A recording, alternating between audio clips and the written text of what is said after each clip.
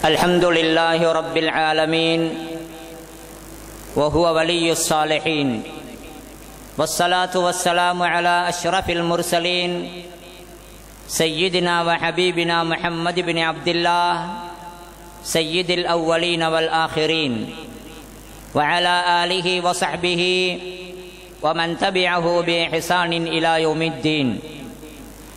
எல்லா புகழும் வல்ல அல்லாஹ் ஒருவனுக்கே. அவன் தனித்தவன், இணை துணை அற்றவன், எல்லா படைப்புகளையும் படைத்து பரிபாலிக்கக்கூடிய வணக்கத்துக்குரிய ஒரே நாயன். ஸலவாத்தும் சலாமும் இறுதி தூதர் முஹம்மது ஸல்லல்லாஹு அலைஹி வஸல்லம் அவர்கள் மீதும் அவர்களுடைய கிளையார்கள் தோழர்கள் கியாம நாள் வரை அன்னாரை பின்பற்றி நடக்கக்கூடிய முஸ்லிமான முஃமினான ஆண் பெண்கள் அனைவர் பேரிலும் உண்டாவதாக. ஜும்ஆ கடமையை நிறைவேற்ற வந்திருக்கும் அல்லாஹுவின் நல்லடியார்களே, எமது வாழ்க்கையில் எல்லா நேரங்களிலும் எல்லா இடங்களிலும் வல்ல அல்லாஹுவை பயந்து அவனது ஏவல் விலக்கல்களுக்கு கட்டுப்பட்டு நாம் தக்குவாவுடன் நடந்து கொள்வோமாக. எமது வாழ்க்கையை தக்குவா என்ற இறையச்சத்தின் அடிப்படையில் அமைத்துக்கொள்ள எல்லாம் வல்ல அல்லாஹ் எனக்கும் உங்களுக்கும் அருள் புரிவானாக. அன்பிற்குரிய இஸ்லாமிய சகோதரர்களே, நாமெல்லாம் இப்பொழுது இஸ்லாத்தில் புனித மாதங்களாக கூறப்பட்டிருக்கக்கூடிய 4 மாதங்களில் ஒன்றாகிய துல்கஅதா மாதத்தின் பிற்பகுதியிலே இருந்து கொண்டிருக்கின்றோம். இன்னும் ஒரு 10-15 தினங்களுக்கு உள்ளால் புனித மாதங்களில் இன்னும் ஒரு மாதமாகிய எமது பெருநாள்களில் ஒரு பெருநாள் வரக்கூடிய மிகச் சிறப்பான நாட்களை உள்ளடக்கிய, வருடத்தில் சிறந்த நாளாகிய அரஃபாவை உள்ளடக்கிய துல்ஹிஜ்ஜா மாதத்தை நாங்கள் எல்லோரும் அடைவதற்கு இருக்கின்றோம். அன்பிற்குரிய சகோதரர்களே, ஹஜ்ஜுடைய மாதம் என்றால் ஹஜ்ஜு பெருநாள் மிக முக்கியமானது. ஆனால் அந்த பெருநாள் மட்டும் அல்ல, இன்னும் பல நல்ல அமல்களும் இன்னும் பல நல்ல கிரியைகளும் உள்ளடக்கப்பட்ட ஒரு மாதமாக அந்த துல்ஹிஜ்ஜா மாதம் இருந்து கொண்டிருக்கின்றது. துல்ஹிஜ்ஜா மாதத்தின் ஆரம்ப 10 நாட்கள் சிறப்பான நாட்கள். அந்த 10 நாட்களில் சிறப்பாக விசேஷமாக அமல் செய்வது மிக அல்லாஹ்வுக்கு விருப்பமானது என்று ஹதீசுகளிலே பதியப்பட்டிருக்கின்றது. அது மட்டும் அல்ல, ஹஜ்ஜு பெருநாள் என்ற பெருநாளை மாத்திரம் நாங்கள் கொண்டாடுவதோடு நின்று விடாமல் அந்த ஹஜ்ஜு பெருநாளுடன் சம்பந்தப்பட்ட உல்ஹிய்யா என்ற ஒரு மகத்தான ஒரு அமலும் இருக்கின்றது. அதிலும் நாங்கள் கவனம் எடுக்கின்றோம். இன்னும் அதிகமாகவே நாங்கள் கவனம் எடுக்க வேண்டிய ஒரு அமலும் கூட. இந்த பின்னணியிலே இந்த உல்ஹிய்யா என்ற அமலை பற்றி, அதனுடைய முக்கியத்துவம் என்ன, அந்த அமலுடைய சட்டதிட்டங்கள் என்ன, அதை நிறைவேற்றும் பொழுது நாங்கள் பேண வேண்டிய முக்கியமான அம்சங்கள் என்ன, நாங்கள் கவனிக்க வேண்டிய அல்லது தவிர்த்து கொள்ள வேண்டிய விடயங்கள் என்ன என்ன, இந்த துல்ஹிஜ்ஜா மாதத்தின் ஆரம்ப 10 நாட்கள் அதிலே உள்ள விசேஷமான அல்லது விசேஷமாக செய்யப்படும் அமல்கள் என்ன என்பதை பற்றி கொஞ்சம் சுருக்கமாக இன்றைக்கு நாங்கள் விளங்குவதற்கு முயற்சி செய்வோம். அன்பிற்குரிய சகோதரர்களே, ஹஜ்ஜு பெருநாள் நெருங்கிவிட்டது. உல்ஹிய்யாவுக்காக அங்குமிங்கும் பலரும் தயாராகுவதை நாங்கள் பார்க்கின்றோம். உல்ஹிய்யாவுக்கான ஏற்பாடுகள், அதற்கான அறிவிப்புகள் பல இடத்திலே விடுக்கப்பட்டு கொண்டு இருக்கின்றன. இந்த நேரத்தில் இந்த அமலை பற்றிய ஒரு தெளிவோ, அந்த அமலுடைய சட்டங்களை பற்றிய ஒரு தெளிவோ எமக்கு கட்டாயமாகவே தேவைப்பட்டு கொண்டிருக்கின்றது. அன்பிற்குரிய சகோதரர்களே, முதலாவதாக உதுஹிய்யா என்ற இந்த ஹஜ்ஜிலே கொடுக்கப்படக்கூடிய இந்த குர்பானி இருக்கின்றதே, இது ஒரு முக்கியமான விசேஷமான ஒரு அமலாக, அல்லாஹுவுக்கு மிக விருப்பமான ஒரு அமலாக, நபி அவர்கள் தொடராக செய்து வந்த ஒரு அமலாக இருக்கின்றது என்பதை நாங்கள் விளங்கிக் கொள்ள வேண்டும். அல்லாஹ் அல் குர்ஆனிலே சொல்லுகின்றான், இன்னா அதைனாக்கல் கௌசர் ஃபஸல்லி லிரப்பிக வன்ஹர். முஹம்மதே, அல்லாஹ்வுக்காக நீங்கள் தொழுங்கள், வன்ஹர், இன்னும் நீங்கள் மிருகங்களை பலியிடுங்கள் என்று சொல்லுகின்றான். பல சஹாபாக்களும் பல தாபிஈங்களும் இதிலே அல்லாஹு தஆலா அந்த ஹஜ் பெருநாளுடைய தொழுகையை நிறைவேற்றுவதையும் அந்த ஹஜ்ஜுடைய காலத்திலே இருக்கக்கூடிய உல்ஹியா என்ற அந்த குர்பானை அறுத்து பலியிடுவதையும் தான் கூறுகின்றான் என்று விளக்கம் சொல்லி இருக்கின்றார்கள். இந்த ஹஜ்ஜுடைய குர்பான் இருக்கின்றதே, இதை நபி அவர்கள் பல வருடங்கள் செய்திருக்கின்றார்கள். ஒரு ஹதீஸிலே ஒரு நபித்தோழர் சொல்லுகின்றார், 10 வருடங்களாக நபி அவர்கள் தொடர்ந்து இந்த ஹஜ்ஜுடைய உல்ஹியாவை, இந்த உல்ஹியா என்ற குர்பானை கொடுத்தார்கள் என்று சொல்லுகின்றார்கள். இந்த உல்ஹியாவுடைய சிறப்புகள் நிறைய இருக்கின்றன. உல்ஹியாவுடைய சிறப்பை பற்றி வந்த ஹதீஸுகளிலே ஒரு சஹீஹான ஹதீஸ் பின்வருமாறு சொல்லுகின்றது. நபி அவர்கள் சொல்லுகின்றார்கள், மா அமில இப்னு ஆதம யௌமன் நஹரி அமலன் அஹப்ப இலல்லாஹி மின் ஹிராகதி தமின் ஃபதீபு பிஹா நஃப்ஸா. ஹஜ் பெருநாள் அன்று ஒரு அடியான் செய்யக்கூடிய அமல்களில் அல்லாஹ்வுக்கு மிகவுமே விருப்பமான அமல் எது தெரியுமா? அல்லாஹ்வுக்காக ஒரு மிருகத்தை அறுத்து பலியிடுவது. எனவே நீங்கள் மனமுவந்து சந்தோஷமாக, உலோபித்தனம் இல்லாமல் அல்லாஹ்வுக்காக அந்த அமலை சந்தோஷமாக திருப்தியாக செய்யுங்கள் என்று நபி அவர்கள் சொல்லுகின்றார்கள். ஹஜ் பெருநாள் அன்று செய்யக்கூடிய அமல்களில் அல்லாஹ்வுக்கு மிக விருப்பமான அமல் இது. இந்த ஹதீஸை சில உலமாக்கள் சஹீஹான ஹதீஸ் என்று தீர்ப்பு கூறியிருக்கின்றார்கள். இன்னும் ஒரு ஹதீஸிலே நபி அவர்கள் இப்படி சொல்லுகின்றார்கள், உல்ஹியா எந்த அளவுக்கு முக்கியம் என்றால், வசதியுள்ளவர்கள் அதை கொடுப்பதிலே மிகவுமே கவனம் எடுக்க வேண்டும். காரணம், நபி அவர்கள் உல்ஹியா கொடுத்ததை பார்க்கும் பொழுதும், அல்லாஹ் குர்ஆனிலே அவனுக்காக குர்பானை அறுத்து பலியிடுவதை பற்றி சொல்லும் பொழுதும், இன்னும் பல உல்ஹியாவை பற்றி வந்திருக்கக்கூடிய ஹதீஸுகளை நாங்கள் பார்க்கும் பொழுதும், உலமாக்களில் ஒரு சாரார் வசதியுள்ளவர்கள் உல்ஹியா கொடுப்பது கடமை என்றே கூறியிருக்கின்றார்கள். பெரும்பாலானவர்கள் கடமை என்று சொல்லாமல் முக்கியமான சுன்னா என்று சொல்லி இருந்தாலும் கூட, கடமை என்று சில உலமாக்கள் கூறும் அளவுக்கு இது முக்கியமான ஒரு அமல் என்பதை நாங்கள் கவனத்தில் எடுத்துக்கொள்ள வேண்டும். எனவே வசதியுள்ள ஒவ்வொருவரும் அந்த உல்ஹியாவுக்காக தன்னை தயார்படுத்திக் கொள்ள வேண்டிய முக்கியம் மிகவுமே அவசியமானதாக இருந்து கொண்டிருக்கின்றது. எந்த அளவுக்கு வசதியுள்ளவர்கள் குர்பானிலே கவனம் செலுத்த வேண்டும் என்றால், அந்த குர்பானை கொடுக்காத வசதியுள்ளவர்களுக்கு ரசூலுல்லாஹ் என்ன சொன்னார்கள் தெரியுமா? மன்கான லஹு சஅத்துன், யாருக்காவது வசதி இருந்து வலம் யுதஹி, அவர் உல்ஹியாவை கொடுக்காவிட்டால், ஹஜ் பெருநாள் அன்றே வசதி இருந்து உல்ஹியாவை கொடுக்காவிட்டால், ஃபலா யக்ருபன்ன முஸல்லானா, நாம் ஹஜ் பெருநாளை தொழுவிக்கும் அந்த இடத்துக்கு அவர் வரவே வேண்டாம், அதை நெருங்கவும் வேண்டாம் என்று நபி அவர்கள் சொன்னார்கள். அந்த அளவுக்கு வசதியுள்ளவர்கள் இந்த அமலிலே மிகவுமே கவனம் செலுத்த வேண்டும். மதிப்புக்குரிய சகோதரர்களே, இன்று நாங்கள் பார்க்கின்றோம், குர்பான் கொடுப்பது என்பது வருடா வருடமாக பரம்பரையாக சில குடும்பங்களுக்குரிய ஒரு அமலை போன்று மாறிவிட்டது. குறிப்பிட்ட ஒரு ஹாஜியார், அவருடைய பிள்ளை, அவருடைய பிள்ளையுடைய பிள்ளை என்று அவர்கள் மாத்திரமே குர்பான் கொடுப்பதை வழமையாக கொண்டிருக்கின்றார்கள். அண்மைய சில வருடங்களாக இந்த குர்பான் கொடுப்பது விஷயத்தில் ஒரு நல்ல முன்னேற்றம் இருந்தாலும் கூட, வசதியுள்ள எல்லோருமே இதில் கவனம் செலுத்துவது குறைவாகத்தான் இருந்து கொண்டிருக்கின்றது. மதிப்புக்குரிய சகோதரர்களே, வருடத்துக்கு ஒரு முறை வரக்கூடிய முக்கியமான இந்த அமல் இருக்கின்றதே, இந்த அமலுக்கான செலவை நாங்கள் பார்த்தாலும் கூட, இன்றைய உலகத்தின் வருமானத்தையும், இன்று நாங்கள் அளவான வசதி உள்ளவர்கள் பல விடயங்களுக்கு செய்யக்கூடிய வீண் செலவுகளையும் பார்க்கும் பொழுது, இந்த தொகை ஒன்றும் பெரிதல்ல.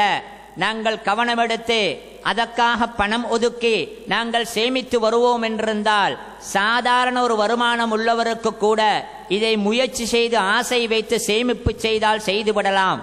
எனவே இந்த அமலிலே நாங்கள் நிறைய கவனம் செலுத்த வேண்டும். அநியாயமான விழாக்களுக்காக, வீணான வைபவங்களுக்காக, கேளிக்கைகளுக்காக, பல சந்தர்ப்பங்களில் விளையாட்டுக்காக பல்லாயிரக்கணக்கான ரூபாய்களை பல தனவந்தர்கள் செலவழிக்கின்றார்கள். சாதாரண வசதி உள்ளவர்கள் கூட எனது பங்குக்கு என்று அதற்கு பணம் போட்டு விளையாட்டுக்காக பல்லாயிரக்கணக்கான ரூபாய்களை நாசமாக்கின்றார்களே, இவர்கள் எல்லோரும் இது போன்ற ஒரு நல்ல அமலுக்காக பணத்தை சேமிக்க அல்லது பணத்தை சேகரிக்க அல்லது வசூல் பண்ண முயற்சி செய்வார்கள் என்றிருந்தால் எத்தனை 100 குர்பான்கள் கொடுக்கப்படும் சகோதரர்களே. குர்பான் கொடுக்கப்படுவதன் மூலமாக பல நன்மைகள் இருக்கின்றன.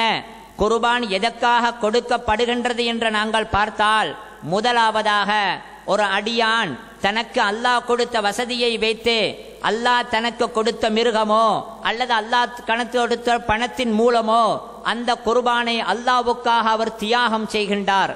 குர்பானில் முதலாவது அல்லாஹ்வுக்காக என்று அதை செய்யக்கூடிய அந்த இஹ்லாஸ் வர வேண்டும். தியாகத்தின் அடையாளம் தான் குர்பான் என்பது எமக்கு தெரியும். இந்த குர்பான் எதை ஞாபகப்படுத்துகின்றது? எல்லோருக்கும் தெரிந்த சம்பவம் தான். நபியுல்லா இப்ராஹிம் அலைஹிஸ்ஸலாம் அவர்களுக்கு பல வருடங்களாக குழந்தை பாக்கியம் இல்லாமல் இருந்து வயோதிப காலத்தில் ஒரு குழந்தை கிடைக்க, அந்த குழந்தை வளர்ந்து ஓடி ஆடி திரியும் அந்த சிறு பிராயத்தை அடையும் பொழுது அந்த அன்பான பல வருடம் காத்திருந்து கிடைத்த அந்த ஒரே ஒரு குழந்தையை அல்லாஹ் அறுக்கும்படி கட்டளை இடுகின்றான் இப்ராஹிம் அலைஹிஸ்ஸலாம் அவர்களுக்கு. இன்னஹாதா லஹுவல் பலாஉல் முபீன், நிச்சயத்திலும் நிச்சயமாக இது மிக தெளிவான சோதனை என்றே அல்லாஹ் சொல்லுகின்றான். உலக வரலாறிலே அல்லாஹ் யாருக்குமே கொடுக்காத சோதனை தான். பெற்ற அந்த பிள்ளையை, பல காலம் காத்திருந்து கிடைத்த அந்த பிள்ளையை ஓடி ஆடி தந்தையுடன் ஓடி திரியக்கூடிய அந்த அற்புதமான பருவத்திலே தந்தையே அறுத்து பலியிட வேண்டும் என்று அல்லாஹ் கட்டளை இடுகின்றானே, மனித வரலாறில் யாருக்குமே வராத ஒரு சோதனை. இப்ராஹிம் அலைஹிஸ்ஸலாம் அவர்கள் முழு மனதுடனே அதற்கு முன் வந்தார்கள். ஃபலம்மா அஸ்லமாவா, அல்லாஹ் குர்ஆனிலே சொல்லுகின்றான். தந்தை மட்டுமல்ல, அந்த சிறுவனும் கூட அல்லாஹ்வுடைய கட்டளையை நிறைவேற்றப்படுவதற்கு இணங்குகின்றார் என்றிருந்தால் இது மிகப்பெரிய தியாகம். எனவே குர்பான் ஞாபகப்படுத்துவது முதலாவதாக தியாகம் என்பதை. தியாகம் சாதாரணமானது அல்ல. ஏதோ ஹஜ் பெருநாளைக்கு தியாக திருநாள் என்று சொல்லுகின்றோம். நபி இப்ராஹிம் அலைஹிஸ்ஸலாம் அவர்கள் தியாகம் செய்தார்கள் என்று பெரிதாக சொல்லுகின்றோம். அந்த தியாகம் சாதாரணமான ஒன்று அல்ல. யாரோ செய்ததை நாங்கள் பெருமையாக பேசுவதற்கு மட்டும் உள்ளது அல்ல. நானும் தான் நீங்களும் தான் எமது வாழ்க்கையிலே முன்னேற வேண்டும் என்றிருந்தால், குறிப்பாக அல்லாஹ்வின் திருப்தியை பெற வேண்டும் என்றிருந்தால், அல்லாஹ்வின் மார்க்கத்தை அமுல்படுத்த வேண்டும் என்றிருந்தால் கட்டாயமாகவே நாங்கள் தியாகம் செய்துதான் ஆக வேண்டும். இஸ்லாம் தியாகத்தின் அடிப்படையில் வளர்ந்த மார்க்கம் என்பது எல்லோருக்குமே தெரியும். அருமை நபி அவர்களும் சஹாபாக்களும் எதைத்தான் விட்டார்கள்? எல்லாவற்றையுமே தியாகம் செய்தார்கள். பணத்தை இழந்தார்கள். அந்த ஊரிலே தமக்கு இருந்த மதிப்பையும் மரியாதையையும் கூட சத்திய கொள்கையை பின்பற்றியதற்காக வழிகேடர்கள் என்று சொல்லி அதை கூட இழந்தார்கள். ஊரையே கூட விட்டுவிட்டு இன்னும் ஒரு ஊருக்கு ஓடினார்கள் கொள்கையை சுமப்பதற்காக. பல்லாயிரக்கணக்கான சஹாபாக்கள் தனது உயிரையே அள்ளி கொடுத்தார்கள் அல்லாஹுவுக்காக என்று. இப்படி எல்லாவற்றையுமே தியாகம் செய்தார்கள் என்றிருந்தால் எமது வாழ்க்கையிலும் அந்த தியாகம் வர வேண்டும். தியாகம் சாதாரணமான ஒன்று அல்ல. ஒவ்வொருவருக்கும் அவருடைய துறையிலே தியாகம் தேவைப்படுகின்றது. ஒரு பெற்றோர் இருக்கின்றார்கள் என்றால் அந்த பெற்றோர் பிள்ளையை நன்றாக ஆளாக்கி எடுப்பதற்கு அவர்கள் சில விடயங்களை தியாகம் செய்து ஆக வேண்டும். ஒரு ஆசிரியர் பிள்ளைகளை நல்வழிப்படுத்துவதற்கு அவர் சில விடயங்களை தியாகம் செய்ய வேண்டும். இப்படி ஒவ்வொருவரையும் எடுத்துக்கொள்ளுங்கள். அவரது நேரத்தை, அவரது பொருளை அல்லது அவரது ஆசையை அல்லது அவர் விரும்பும் அம்சங்களை தியாகம் செய்யாமல், விட்டு கொடுக்காமல், மனதை கட்டுப்படுத்தி கொண்டு அதை அர்ப்பணிக்காமல் வாழ்க்கையிலே ஒரு நாளும் முன்னேற முடியாது. இலட்சியங்களை அடைய முடியாது. உயரிய இலட்சியங்களுக்கு தியாகம் என்பது மிக மிக முக்கியமானது என்றிருந்தால் ஒரு மூமினுடைய வாழ்க்கைக்கு சொர்க்கத்தை அடைய வேண்டும், அல்லாஹ்வின் திருப்தியை பெற வேண்டும், அல்லாஹ்வின் மார்க்கத்தை அமுல்படுத்த வேண்டும் என்ற அந்த மூமினுக்கு நிறையவே தியாகம் தேவைப்படுகின்றது. நேரத்தை, பணத்தை, குறிப்பாக மனதின் ஆசைகளை, இப்படி பல விடயங்களை அர்ப்பணிக்க வேண்டிய, அல்லாஹ் கேட்டால் அதை கொடுக்க வேண்டிய, அல்லாஹ்வுக்காக அதை விட்டுவிட வேண்டிய, அல்லாஹ்வுக்காக அதை துறந்து விட வேண்டிய அந்த பக்குவமும் அந்த அர்ப்பணமும் மிக மிக தேவை. அதை மிக அதிகமாக உணர்த்தும் ஒரு சம்பவம் தான் இந்த குர்பானுடைய சம்பவம். மதிப்புக்குரிய சகோதரர்களே, குர்பான் கொடுக்கும் பொழுது இஹ்லாஸ் மிக முக்கியமானது. அதை அல்லாஹு தஆலா அல் குர்ஆனிலே 2 இடங்களிலே சொல்லுகின்றான். ஒரு இடத்தில் மிக தெளிவாக சொல்லுகின்றான், லன் யனாலல்லாஹ லுஹூமுஹா வலா திமாஉஹா வலாக்கின் யனாலுஹு தக்வா மின்கும். இந்த மிருகங்களை எல்லாம் நீங்கள் அறுத்து பலியிடுகின்றீர்களே, இந்த மிருகங்களின் மாமிசங்களோ அல்லது இந்த மிருகங்களின் இரத்தங்களோ அவைகள் அல்லாஹுவை போய் சேருவது இல்லை. அவைகள் அல்லாஹ்வுக்கு தேவையும் இல்லை. அந்த மிருகங்களின் மாமிசங்கள் ஏழைகளுக்கு உணவாக போவது அடிப்படை. அல்லாஹ்வை போய் சேருவது எது தெரியுமா? வலாக்கின் யனாலுஹு தக்வா மின்கும். அல்லாஹ் சொன்னான் என்பதற்காக நீங்கள் செய்கின்றீர்களே, அல்லாஹ் சொன்னான் என்பதற்காக ஆசையாக வளர்த்த மிருகத்தை அறுக்கின்றீர்களே, அல்லது ஆசையாக சம்பாதித்த பணத்தை கொடுத்து ஒரு மிருகத்தை வாங்கி நீங்கள் உயிர் பலி கொடுக்கின்றீர்களே, அதன் மூலமாக உங்களுடைய இறையச்சம் அல்லாஹ்வுக்கு கட்டுப்படுவது, அதை அல்லாஹ்வுக்கு என்றே செய்வது, இந்த இறையச்சம் தக்வாவும் தான் அல்லாஹ்வை போய் அடைவதாக அல்லாஹ் சொல்லுகின்றான். குல் இன்ன ஸலாத்தி வ நுசுகி வ மஹ்யாய வ மமாத்தி லில்லாஹி ரப்பில் ஆலமீன். நீங்கள் இப்படி சொல்லுங்கள் நபியே, எனது தொழுகையும் எனது குர்பானும் எனது உயிரும் எனது மரணமும், நான் வாழ்வதும் சாவதும், நான் குர்பான்களை அறுத்து பலியிடுவதும், நான் தொழும் தொழுகையும் எல்லாமே லில்லாஹி ரப்பில் ஆலமீன், அல்லாஹ்வுக்காகத்தான் என்று சொல்லுங்கள் என்று அல்லாஹ் சொல்லுகின்றான். முஷ்ரிக்குகள் தொழுகையை அல்லாஹ் அல்லாதவர்களுக்கு நிறைவேற்றினார்கள். குர்பான்களை மிருகங்களை அல்லாஹ் அல்லாதவர்களுக்கு பலி கொடுத்து அதை வணக்கமாக செய்தார்கள். அல்லாஹ் சொல்லுகின்றான், ஒரு மூமினுடைய தொழுகையும் ஒரு மூமினுடைய குர்பான் பலியிடுவதும் அது அல்லாஹ்வுக்காகத்தான் இருக்க வேண்டும் என்று. எனவே குர்பான் கொடுக்கக்கூடிய ஒவ்வொருவரும் இந்த இஹ்லாஸை எப்படியாவது மனதிலே வரவழைத்துக் கொள்ள வேண்டும். அந்த இஹ்லாஸை எப்படியாவது வைத்துக் கொள்ள வேண்டும். ஊர் பெருமைக்காக, ஊரின் பெருமைக்காக குர்பான் கொடுப்பது அல்ல. எனது பரம்பரையினர் கொடுத்து வந்தார்களே, நான் கொடுக்காவிட்டால் குறை சொல்லுவார்களோ, அல்லது நான் பெரிய ஒரு மாட்டை கொடுத்து விட்டால் அல்லது பல மாடுகளை அறுத்து விட்டால் என்னை பற்றி பெருமையாக பேசுவார்களோ, அல்லது கூட்டு குர்பான் என்று இயக்க அமைப்பிலே அல்லது குழுவாக கொடுக்கின்றார்களே, அவர்கள் கூட ஏட்டிக்கு போட்டியாக பெருமைக்காக இதை செய்யக்கூடாது. இதை அல்லாஹ்வுக்காக என்று தூய எண்ணத்துடனே செய்வதற்கு பழகிக் கொள்ள வேண்டும். அடுத்ததாக இதன் மூலமாக ஏழைகளுக்கு உணவு என்பது மிக முக்கியமானது. அந்த பெருநாள் தினங்களிலே துல்ஹிஜ்ஜாவின் 10ஆம் அன்று ஹஜ்ஜ் பெருநாள், அதை தொடர்ந்து வரக்கூடிய 3 நாட்களும் கூட கிட்டத்தட்ட பெருநாளை போன்ற நாட்கள் தான். எனவே அந்த நாட்களிலே ஏழைகள் தாராளமாக உண்டு தாராளமாக புசித்து சந்தோஷமாக இருப்பதற்கு பிரதானமாக இந்த குர்பான் உதவ வேண்டும் என்பதும் முக்கியமானது. மதிப்புக்குரிய சகோதரர்களே, இந்த குர்பானை பற்றிய சட்டங்களை நாங்கள் பார்த்தால் எமக்கு தெரியும். உல்ஹிய்யாவுக்காக ஒட்டகம், மாடு, ஆடு ஆகிய இந்த 3 மிருகங்களை மாத்திரம்தான், இந்த கால்நடைகளை மாத்திரம்தான் குர்பானுக்காக அறுக்கலாம். அது எமக்கு எல்லோருக்குமே தெரிந்த ஒன்று. இதிலே எமது ஊர்களிலே இருப்பவைகள் மாடுகளும் ஆடுகளும். இந்த குர்பான் கொடுக்கப்படக்கூடிய பிராணி இருக்கின்றதே, அதற்கான ஒரு வயது எல்லை இருக்கின்றது. அது எந்த முறையில் இருக்க வேண்டும் என்ற ஒரு அமைப்பு இருக்கின்றது. கண்ட விதத்திலெல்லாம் மாட்டையும் அறுத்துவிட முடியாது. அதற்கு என்ற குறிப்பிட்ட வயது எல்லை இருக்கின்றது. குறைந்த அளவு அந்த வயது உள்ள ஒரு மிருகத்தை தான் நாங்கள் தெரிவு செய்ய வேண்டும். மாடாக இருந்தால் 2 வருடம் பூரணமானதாக கட்டாயம் இருக்க வேண்டும். ஆட்டை பொறுத்தவரையிலே எமது ஊர்களிலே செம்மறியாடு கிடையாது. எமது ஊர்களிலே சாதாரண வெள்ளையாடு என்று சொல்லுவார்களே, இந்த ஆடு இருக்கின்றது. இது 1 வருடம் பூரணமானதாக கட்டாயம் இருக்க வேண்டும். குறைந்தது 1 வருடம் பூரணமான, குறைந்தது 2 வருடம் ஆடு அல்லது 2 வருடம் பூரணமான ஒரு மாடு, இதுதான் குர்பானுக்காக கொடுக்கப்பட வேண்டும். எம்மில் சிலர் ஒரு தவறு செய்கின்றார்கள். குர்பானுக்காக பிராணிகளை தெரிவு செய்யும் பொழுது அல்லது அதை விற்பவர்களிடத்திலே வாங்கும் பொழுது இந்த வயதை பற்றியெல்லாம் பெரிதாக அலட்ட மாட்டார்கள். சில நேரத்தில் ஆடோ என்று நினைக்கும் அளவுக்குள்ள மாட்டுக்குட்டியை கூட அறுத்து விடுகின்றார்கள். ஏதோ ஒரு மாட்டை அறுத்து விட்டால் சரி என்று நினைக்கின்றார்கள்.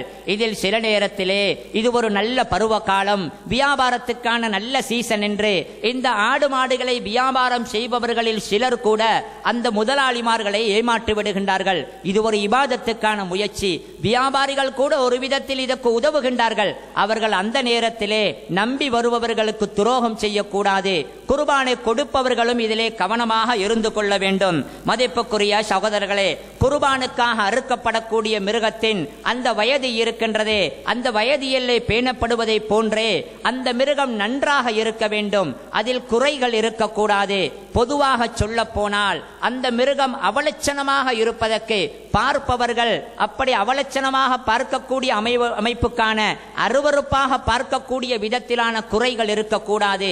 அல்லது அதனுடைய மாமிசம் இறைச்சி வளருவதற்கு தடையாக இருக்கக்கூடிய நோய்கள் அல்லது குறைகள் இருக்கக்கூடாது. அல்லது அதனுடைய இறைச்சியை மக்கள் உண்ணுவதற்கு அருவருக்கக்கூடிய குறைகள் அதிலே இருக்கக்கூடாது. அப்படி குறைகளற்ற மிருகத்தை தான் குர்பானுக்காக தெரிவு செய்ய வேண்டும். வேண்டும். அன்பிற்குரிய சகோதரர்களே, நபி அவர்கள் பிரதானமாக 4 குறைகளை சொன்னார்கள். இந்த குறைகளுள்ள மிருகங்கள் அறுக்கப்படக்கூடாது என்று. ஒன்று, மிக தெளிவாக இருக்கக்கூடிய அல்லது அதிகமாக இருக்கக்கூடிய அந்த குருடு, அந்த பிராணியிலே கண்ணிலே ஒற்றை கண் குருடு இருந்தால், அதுவும் கொஞ்சம் அதிகமாக கண் பார்வை தெரியாத நிலைமை அதற்கு இருந்தால் அதை அறுக்கக்கூடாது. அதே போன்ற நபி அவர்கள் இன்னும் ஒரு குறையையும் அதிலே சொன்னார்கள். நபி அவர்கள் இன்னும் ஒரு குறையை அதில் சொல்லும் பொழுது சொன்னார்கள், அந்த மிருகத்துக்கு கடுமையான நொண்டி இருக்கக்கூடாது. அந்த நிறம் அதிகமாகவே கடுமையாகவே நொண்டி நொண்டி நடக்கக்கூடியதாக இருந்தால் அந்த மிருகத்தையும் அறுக்கக்கூடாது என்று நபி அவர்கள் சொல்லி இருக்கின்றார்கள். அதே போன்று நன்றாகவே மெலிந்து போன, நன்றாகவே மொழிந்து முள்ளும் தோலுமாக இருக்கக்கூடிய மிருகத்தையும் அறுப்பதை தவிர்க்க வேண்டும். அதே போன்று மிருகங்களுக்கு சாதாரணமாக சின்ன சின்ன நோய்கள் இருக்கலாம், பரவாயில்லை. பெரிய அளவிலான நோய் இருக்கக்கூடிய, அதனுடைய மாமிசத்தை மக்கள் தின்னுவதற்கு அருவருக்கக்கூடிய அல்லது அதனுடைய இறைச்சியை குறைக்கும் அளவிலான பெரிய நோய்கள் அந்த மிருகத்துக்கு தெளிவாக விளங்கக்கூடிய நோய்கள் இருக்கக்கூடாது என்று நபி அவர்கள் சொன்னார்கள்.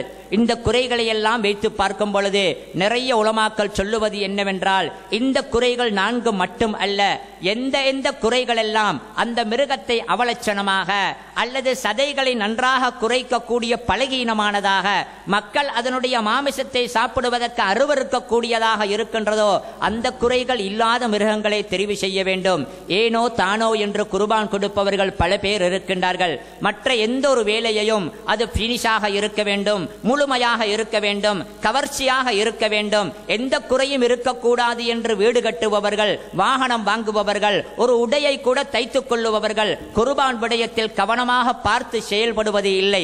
மதிப்புக்குரிய சகோதரர்களே, அல்லாஹ்வுக்காக செய்யக்கூடிய இந்த தியாகம் இருக்கின்றதே, இந்த மிருகம் பார்க்க அழகாக மாமிசம் நிறைந்த நோயற்ற ஆரோக்கியமான நல்ல மிருகமாக பார்த்து கொடுக்க வேண்டும். வமன் யுஅத்திம் ஷஆயிர் அல்லாஹி ஃபஇன்னஹா மின் தக்வல் குலூப். யார் அல்லாஹ்வுடைய மார்க்கத்தின் அனுஷ்டானங்களை மகத்துவப்படுத்துகின்றாரோ அதே அவர்களுடைய உள்ளத்திலே இறையச்சம் இருப்பதற்கான அடையாளம் என்று அல்லாஹ் சொல்லுகின்றான். தஅதீமு ஷஆயிரில்லாஹ், அல்லாஹ்வுடைய மார்க்க அனுஷ்டானங்களை மகத்துவப்படுத்துவது என்று அல்லாஹ் இங்கே சொல்லுகின்றானே.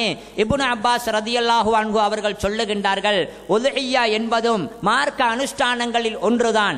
உல்ஹிய்யாவை மகத்துவப்படுத்துவது என்றால் என்ன தெரியுமா? இஸ்திஸ்மானுஹா வஸ்திஹ்சானுஹா. அந்த மிருகம் கொழுத்த மிருகமாக இருக்க வேண்டும், பார்க்க அழகான மிருகமாக இருக்க வேண்டும் என்று சொல்லுகின்றார்கள். எனவே அப்படியான மிருகங்களை நாங்கள் தெரிவு செய்து கொள்ள வேண்டும். மதிப்புக்குரிய சகோதரர்களே, அடுத்ததாக இன்னும் ஒன்றுதான், ஒவ்வொருவரும் வசதி உள்ளவர்கள் ஒவ்வொரு குர்பான் கொடுப்பதுதான் சிறந்தது. உண்மையிலே அதுதான் நல்லது. நபி அவர்கள் கூட அப்படித்தான் நேரடியாக குர்பான் கொடுத்திருக்கின்றார்கள்.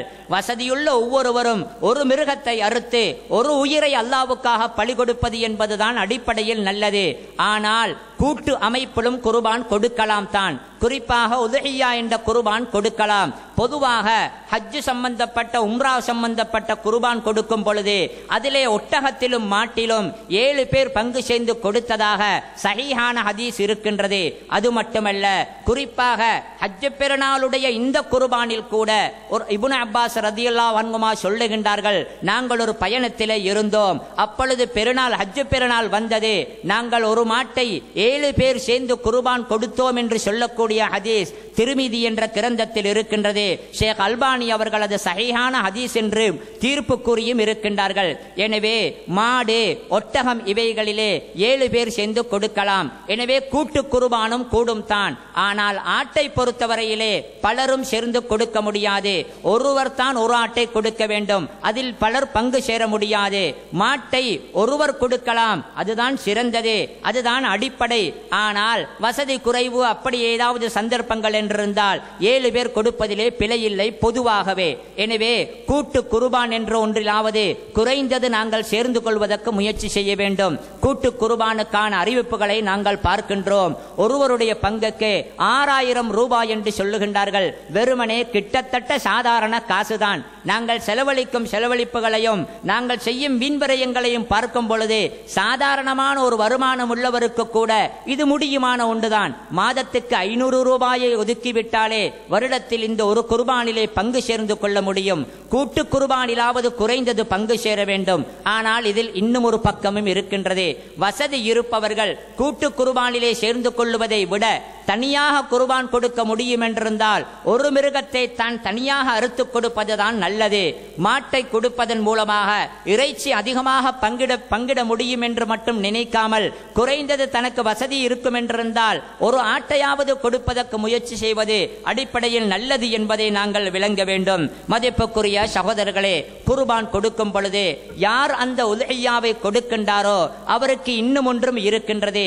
நபி அவர்கள் குர்பான் கொடுக்க எண்ணி இருப்பவர் இந்த முறை ஹஜ் பெருநாளுடைய இந்த உத்ஹியா குர்பானை கொடுக்க வேண்டும் என்ற நிய்யத்தில் அந்த எண்ணத்தில் இருப்பவர் துல்ஹிஜ்ஜா மாதத்தின் தலைப்பிறையில் இருந்து அவர் குர்பானை அவருடைய குர்பான் அறுக்கப்படும் வரை அவருடைய மேனியில் இருக்கும் நகங்களையோ முடிகளையோ அவர் களைய வேண்டாம் என்று நபி அவர்கள் தடுத்திருக்கின்றார்கள். குர்பான் கொடுக்க யோசித்து இருப்பவர்கள் துல்ஹிஜ்ஜா மாதத்தின் தலைப்பிறையில் இருந்தே தனது உடம்பிலிருந்து அதாவது தனது உடம்பிலிருந்து தனது தாடி மீசை போன்றதுகளை அல்லது வேறு உரோமங்களை அல்லது நகம் போன்றவற்றை வெட்டுவதையோ நீக்குவதையோ தவிர்த்துக் கொள்ள வேண்டும் என்பதையும் நாங்கள் கவனத்தில் கொள்ள வேண்டும்.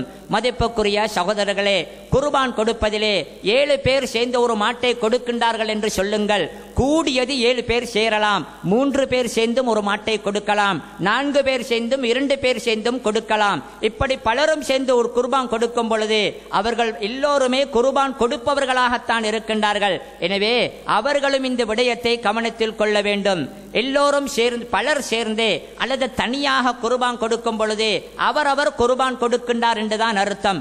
அவர் அந்த சுன்னத்தை நிறைவேற்றுகின்றார். குர்பான் கொடுக்கும் பொழுது இப்படியும் ஒன்றை செய்யலாம். என்ன செய்யலாம் தெரியுமா? நான் ஒரு ஆட்டை குர்பானுக்காக அறுக்கும் பொழுது நான் தான் அந்த குர்பானை கொடுக்கின்றேன், நான் மாத்திரம் தான் கொடுக்கின்றேன். ஆனால் அதனுடைய நன்மை எனது பிள்ளை குட்டி, எனது மனைவி, எனது சொந்தங்கள் அவர்களுக்கு அதனுடைய நன்மை சேர வேண்டும் என்று எனக்கு நிய்யத்து வைத்துக் கொள்ளலாம். ரசூல் ஸல்லல்லாஹு அலைஹி வஸல்லம் அவர்கள் ஒரு நாள் ஒரு ஆட்டை அறுத்துவிட்டு அல்லாஹும்ம தகப்பல் மின் முஹம்மதின் வ ஆலி முஹம்மதின் வ மின் உம்மத்தி முஹம்மதின், யா அல்லாஹ் என்னிடமிருந்தும் எனது குடும்பத்தினரிடமிருந்தும் எனது உம்மத்திடமிருந்தும் இதை நீ ஏற்றுக்கொள் என்று சொன்னார்கள். எனவே குர்பான் கொடுக்கும் ஒருவர் தனது பிள்ளை குட்டி குடும்பத்தாருக்கு அதனுடைய நன்மை கிடைக்க வேண்டும் என்று நன்மையில் அவர்களை சேர்த்துக் கொள்ளலாம். ஆனால் அவர்கள் எல்லோருமே குர்பான் கொடுக்கின்றார்கள் என்று அர்த்தம் அல்ல. இவர் தான் குர்பான் கொடுக்கின்றார். மதிப்புக்குரிய சகோதரர்களே, குர்பானை அறுப்பதற்கு என்ற குறிப்பான ஒரு நேரம் இருக்கின்றது. உத்ஹியாவுக்கான நேரம். ஹஜ் பெருநாள் இருக்கின்றது. துல்ஹிஜ்ஜா மாதத்தின் 10ஆம் பிறை அன்றைக்கு காலையில் பெருநாள் தொழுகை முடிந்ததன் பின்னால் தான் குர்பான் கொடுப்பதற்கான நேரம் ஆரம்பமாகின்றது. அதற்கு முன்னால் அவசரப்பட்டு அறுத்து விடவே கூடாது. எம்மில் சில பேர் இருக்கின்றார்கள், வேலையாட்களுக்கு சரியான மாதிரி கஷ்டமாக இருக்கின்றது, மாடறுப்பவர்களை பிடிப்பது கிராக்கியாக இருக்கின்றது என்பதற்காக நடு சாமத்திலேயே குர்பானை கொடுத்து விடுவார்கள், அறுத்து முடித்து விடுவார்கள். பெருநாள் தொழுகை நடைபெறுவதற்கு முன்னால் குர்பான் கொடுக்கப்பட்டால் அது நிறைவேறாது என்பது ஹதீஸ் மூலம் தெளிவான ஒன்று. எனவே ஹஜ் பெருநாள் அன்று அந்த பெருநாள் முடிந்ததிலிருந்து தொழுது முடிந்ததிலிருந்து குர்பானை கொடுப்பதற்கு ஆரம்பிக்கலாம். அன்றிலிருந்து 10ஆம் பிறை, அதற்கு பின்னால் 11, 12, 13 அந்த ஐயாமு தஷ்ரீக் என்ற அந்த 3 நாள், 13ஆம் பிறை மக்ரிபுக்கு சூரியன் அஸ்தமிக்கும் வரைக்கும் குர்பான் கொடுப்பதற்கான நேரம் இருக்கின்றது. 4 நாட்கள் தாராளமாக இருக்கின்றன. ஆனால் இலங்கை போன்ற இந்த ஊரிலே இருக்கக்கூடிய நாங்கள் அந்த நாட்களில் ஒரு நாள் மாற்று மதத்தினவர்கள் பெரும்பான்மையினர் புனிதமாக கருதக்கூடிய முக்கியமான ஒரு நாளும் அதிலே வருகின்றது என்பதனால் அதையெல்லாம் கவனத்தில் வைத்துத்தான் இந்த குர்பானை கொடுப்பதற்காக நாங்கள் எம்மை தயார்படுத்திக் கொள்ள வேண்டும். மதிப்புக்குரிய சகோதரர்களே, அடுத்ததாக உத்ஹியாவுக்காக அறுக்கப்பட்ட இந்த குர்பானை என்ன செய்வது? நாம் சாப்பிடலாம், பிழையே கிடையாது. குர்பான் கொடுக்கக்கூடிய அவரே சாப்பிடலாம். நபி அவர்கள் தான் அறுத்த குர்பானிலிருந்து தான் சாப்பிட்டார்கள்.